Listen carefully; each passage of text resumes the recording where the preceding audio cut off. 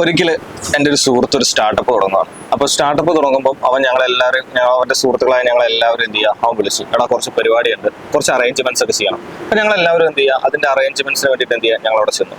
അപ്പോൾ കുറച്ച് സ്റ്റിക്കർ വർക്കും ഇന്റീരിയർ വർക്കും ഫർണിച്ചറെല്ലാം കൊണ്ടുപോയിട്ടു. അതിൻ്റെ 2 ദിവസം കഴിഞ്ഞ് കഴിഞ്ഞാൽ എന്ത് ചെയ്യുക, അതിൻ്റെ ഇനാഗുറേഷൻ ആണ്.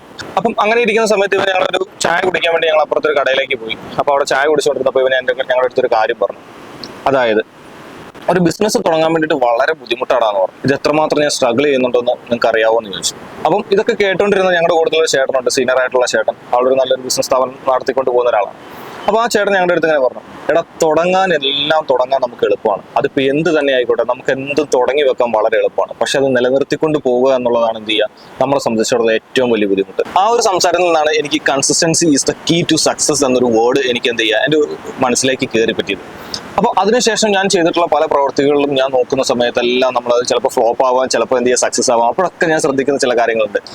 എന്തുകൊണ്ട് ഞാൻ വിജയിച്ചു അല്ലെങ്കിൽ എന്തുകൊണ്ട് തോറ്റു എന്ന് നമ്മൾ എന്ത് ചെയ്യുക ചിന്തിക്കുന്ന സമയത്ത് നമുക്ക് മനസ്സിലാവുന്ന ഒരു കാര്യമുണ്ട്. എന്താണ്? കൺസിസ്റ്റൻസി ഇല്ലായ്മ തന്നെയാണ്.